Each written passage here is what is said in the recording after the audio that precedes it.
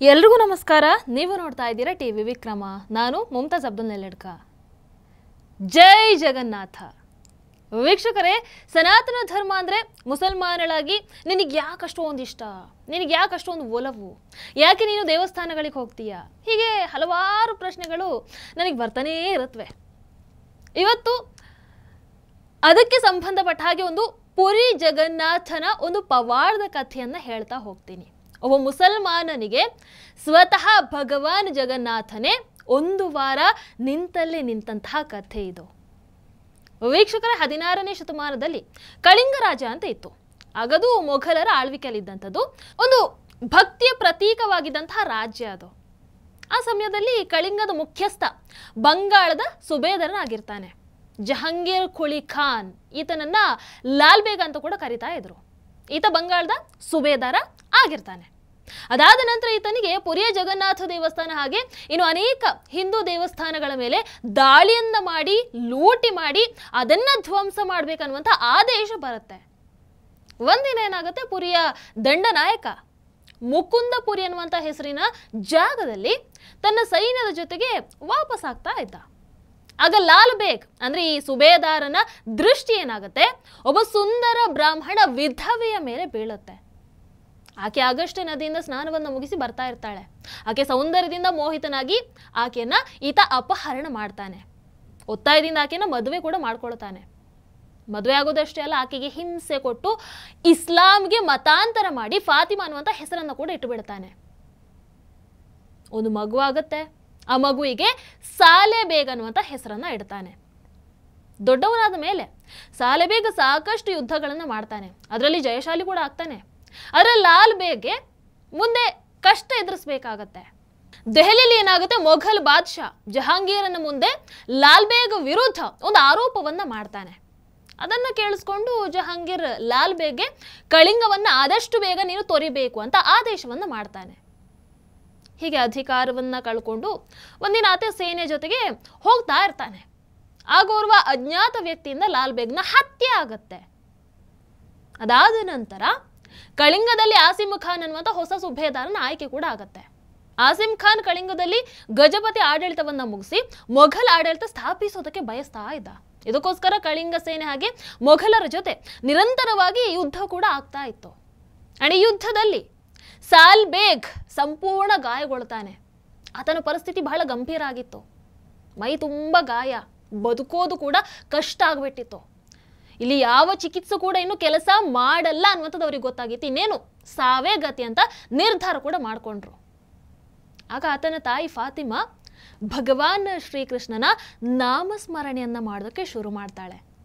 ಮಗ ಸಾಲೆ ಬೇಗ್ಗೆ ಕೂಡ ಕೃಷ್ಣನ ನಾಮ ಜಪ ಮಾಡು ಅಂತ ತಾಯಿ ಹೇಳ್ತಾಳೆ. ಇನ್ನೇನು ಆಗಲ್ಲ, ನನ್ನಿಂದ ಆಗ್ತಾನೆ ಇಲ್ಲ ಅಂತ ಹತಾಶೆಯಲ್ಲಿದ್ದಂತಹ ಸಾಲೆ ಬೇಗ್ ಭಗವಾನ್ ಶ್ರೀಕೃಷ್ಣನ ಪವಿತ್ರ ನಾಮ ಜಪವನ್ನ ಮಾಡೋದಕ್ಕೆ ಶುರು ಮಾಡ್ಕೊಳ್ತಾನೆ. ಪವಾಡ ಅನ್ನೋ ಹಾಗೆ ನಿರಂತರ ಶ್ರೀಕೃಷ್ಣ ಪರಮಾತ್ಮನ ನಾಮ ಜಪದಿಂದ 12ನೇ ದಿನ ಅದು ಸಂಪೂರ್ಣವಾಗಿ ಗುಣಮುಖ ಆಗಿಬಿಡ್ತಾನೆ. ಸಾಲೆ ಬೇಗ್ಗೆ ಎಲ್ಲಿಲ್ಲದ ಆಶ್ಚರ್ಯ. ಅಂದ್ರೆ ಪ್ರತಿದಿನ ಆತ ಕೃಷ್ಣನ ನಾಮ ಸ್ಮರಣೆಯನ್ನ ಮಾಡ್ತಾ ಇದ್ದಲ್ಲ, ಆಗ ಆತನ ಆರೋಗ್ಯದಲ್ಲಿ ಒಂದಷ್ಟು ಬದಲಾವಣೆಗಳಾಗ್ತಾ ಇತ್ತು. ಸೊ ಇದನ್ನ ಕಂಡು ಆತನಿಗೆ ಶ್ರೀಕೃಷ್ಣ ಪರಮಾತ್ಮನ ಮೇಲೆ ಅಪಾರವಾದಂತಹ ಭಕ್ತಿ, ಆ ಗೌರವ ಹುಟ್ಟೋದಕ್ಕೆ ಶುರುವಾಗ್ಬಿಡುತ್ತೆ. ಸಾಲೆ ಬೇಗ್ಗೆ ನಂತರ ಹಿಂದೂ ಧರ್ಮದ ಬಗ್ಗೆ ಇನ್ನಷ್ಟು ಪ್ರೀತಿ ಆಸಕ್ತಿ ಮೂಡುತ್ತೆ. ಆತನ ತಾಯಿ ಕೂಡ ಮಗನಿಗೆ ಭಗವಾನ್ ಶ್ರೀಕೃಷ್ಣ ಪರಮಾತ್ಮನ ಅವತಾರಗಳ ಬಗ್ಗೆ ಉಪದೇಶವನ್ನ ನೀಡೋದಕ್ಕೆ ಶುರು ಮಾಡ್ತಾಳೆ.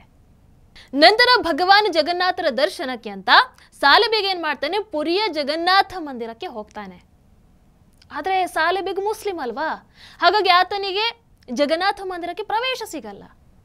ಸಾಲೆ ಬೇಗ್ಗೆ ತುಂಬ ನೋವಾಗ್ಬಿಡತ್ತೆ. ಬೇಸರದಲ್ಲಿ ಆತ ಅಲ್ಲಿಂದ ವೃಂದಾವನಕ್ಕೆ ಹೋಗ್ಬಿಡ್ತಾನೆ. ನಿಮಗೆ ಗೊತ್ತು, ಆ ವೃಂದಾವನದಲ್ಲೇ ಭಗವಾನ್ ಶ್ರೀಕೃಷ್ಣ ಪರಮಾತ್ಮ ತನ್ನ ಬಾಲ್ಯವನ್ನ ಕಳೆದಿದ್ದು. ಸೊ ಹಾಗಾಗಿ ಅದೇ ವೃಂದಾವನದಲ್ಲಿ ಸಾಲೆ ಬೇಗ್ ಉಳ್ಕೊಳ್ತಾನೆ. ಅಲ್ಲಿ ತಪಸ್ವಿಯ ರೀತಿಯಲ್ಲಿ ಆತ ಬದುಕೋದಕ್ಕೆ ಶುರು ಮಾಡ್ಕೊಳ್ತಾನೆ.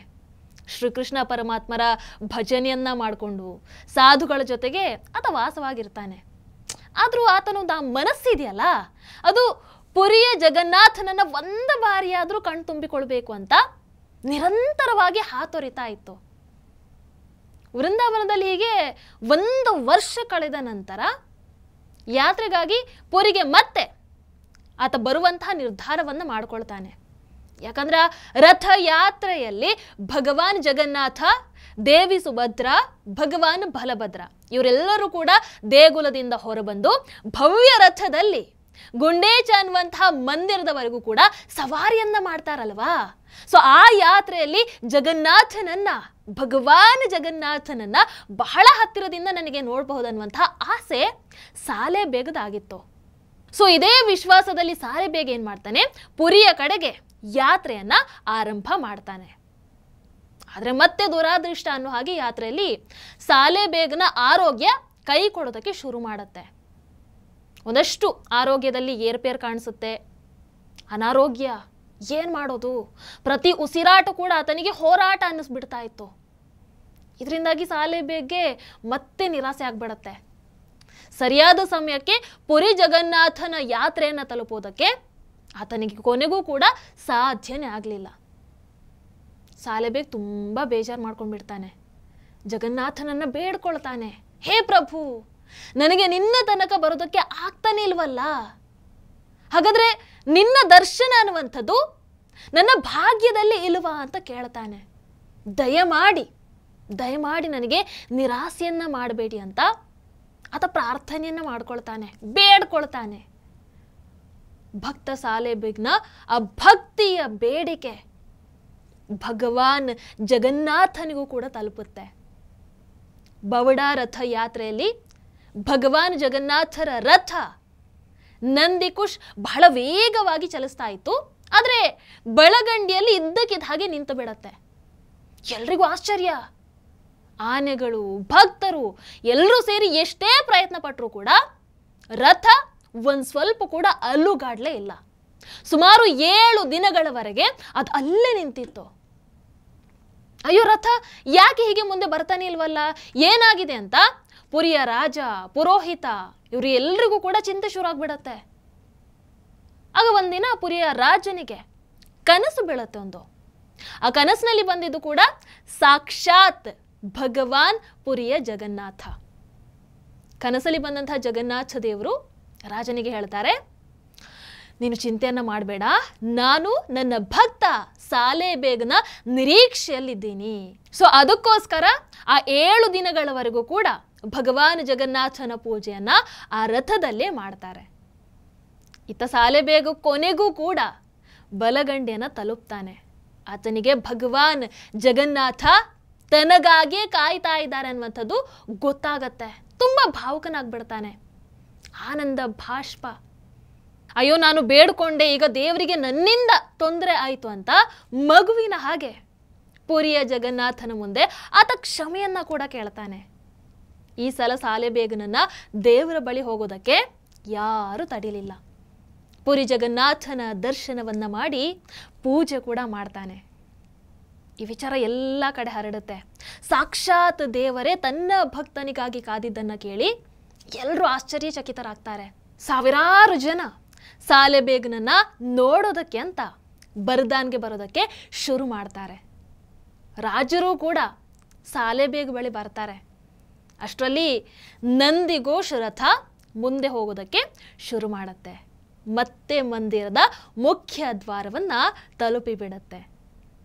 ಯಾವ ಜಾಗದಲ್ಲಿ 1 ವಾರಗಳ ಕಾಲ ಈ ರಥ ನಿಂತಿತ್ತೋ ಅದು ಸಾಲೆಬೇಗ್ಗೆ ಪವಿತ್ರ ಸ್ಥಾನ ಆಗಿಬಿಡತ್ತೆ. ಅಲ್ಲೇ ಆತ ದೇವರ ಬಗ್ಗೆ ಭಜನೆಯನ್ನ ಕೂಡ ರಚನೆ ಮಾಡ್ತಾನೆ. ಸಾಲೆಬೇಗ್ನ ಮರಣದ ನಂತರ ಆತನ ಸಮಾಧಿಯನ್ನು ಕೂಡ ಅಲ್ಲೇ ನಿರ್ಮಿಸ್ತಾರೆ. ಇದೀಗಲೂ ಪುರಿಯ ಪಟ್ಗಾರ್ನಲ್ಲಿದೆ.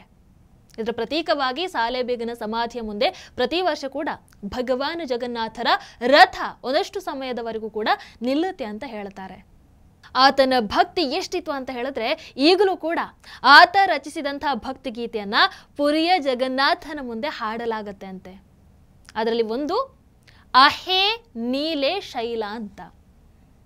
ಇದು ಪ್ರಪಂಚಕ್ಕೆ ತೋರಿಸುತ್ತೆ ನಿನ್ನ ಜನ್ಮ, ಜಾತಿ, ಧರ್ಮ ಇದ್ಯಾವುದು ಕೂಡ ಭಗವಾನ್ ಜಗನ್ನಾಥರಿಗೆ ಲೆಕ್ಕಕ್ಕೆ ಬರಲ್ಲ. ಭಗವಾನ್ ಜಗನ್ನಾಥ ನೋಡುವಂಥದ್ದು ನಿನ್ನ ಭಕ್ತಿಯನ್ನಷ್ಟೇ. ನಿಮ್ಮ ಬಳಿ ಜಗನ್ನಾಥನ ಮೇಲೆ ಅಪಾರ ಭಕ್ತಿ ಇದ್ರೆ, ಅಪಾರ ಗೌರವ ಇದ್ರೆ, ಅಪಾರ ಪ್ರೀತಿ ಇದ್ರೆ ಜಗನ್ನಾಥನಿಗೆ ನಿಮ್ಮನ್ನು ಸ್ವೀಕರಿಸುವಂತಹ ಅಪಾರ ಪ್ರೇಮ ಖಂಡಿತವಾಗ್ಲೂ ಇರುತ್ತೆ. ಅದಕ್ಕೆ ಈಗಲೂ ಕೂಡ ಜಾತಿ ಧರ್ಮವನ್ನು ನೋಡದೆ ವಿದೇಶದಿಂದಲೂ ಕೂಡ ಲಕ್ಷಾಂತರ ಭಕ್ತರು ಪುರಿಗೆ ಆಗಮಿಸ್ತಾರೆ.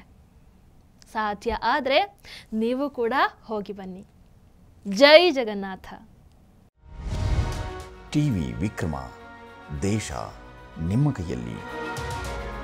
ಈ ಕಾರ್ಯಕ್ರಮ ನಿಮಗೆ ಇಷ್ಟ ಆಗಿದ್ದಲ್ಲಿ ಲೈಕ್, ಶೇರ್ ಹಾಗೂ ಕಮೆಂಟ್ ಮಾಡಿ. ಟಿವಿ ವಿಕ್ರಮದ ಕಾರ್ಯಕ್ರಮಗಳನ್ನು ನಿರಂತರವಾಗಿ ವೀಕ್ಷಿಸಲು ಸಬ್ಸ್ಕ್ರೈಬ್ ಮಾಡಿ, ಬೆಲ್ ಐಕನ್ ಒತ್ತಿ.